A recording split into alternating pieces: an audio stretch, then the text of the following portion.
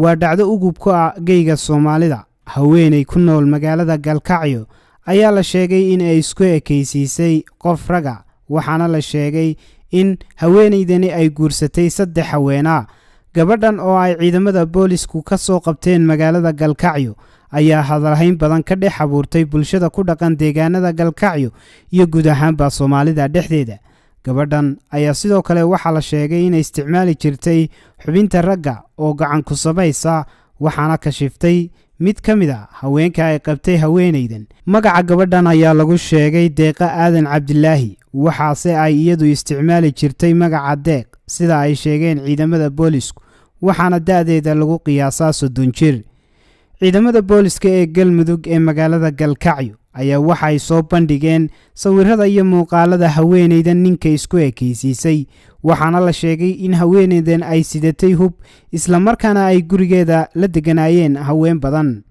Waa kuwan ciidamada booliska oo ka hadlaya dhacdadaasi la yaab kale. saacadu markay ahayd 10kii barqanimo ayaa waxa la soo qabtay nin lagu magacaabo Deeqo oo aad arkaysaan, Deeq la yiraahdo, magaciisa ninimo uu ku sheegto, laakiin magaciisa dhabta la yiraahdo Deeqo Cabdulaahi Aadan, oo in muddo magaaladan ku noolayd oo matalaysa inay nin tahay, dumar badan xiriir la yeelatay, sida aragtaan hubaysan oo magaaladan muddo badan dhex maraysay iyadoo nin ah.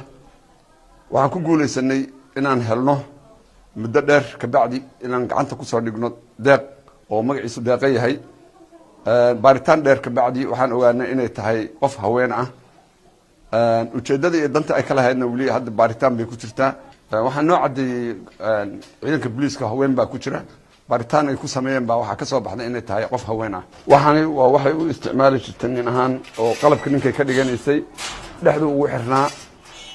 markii baaritaanka lagu sameeyeen waxa ka soo baxay in waxaan ay nin ahaan u isticmaalaysay.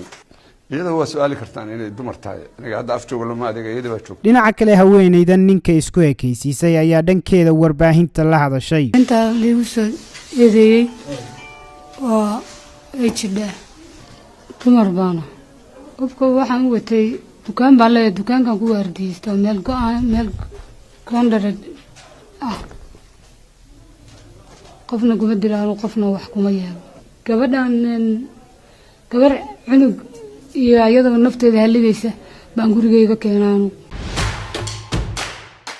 adeega cusub ee shirkadda Dahabshiil iyo Idahab, casriyeynta hanaanka cusub ee xawilaadda Dahabshiil. haddaba macmil, adeegan cusub ee casriga ahi waxa uu ku sahlayaa in adigoo jooga gurigaaga hoose goobtaada shaqo aad lacag ugu xawishid asxaabtaada iyo ehelkaaga jooga daafaha dunida.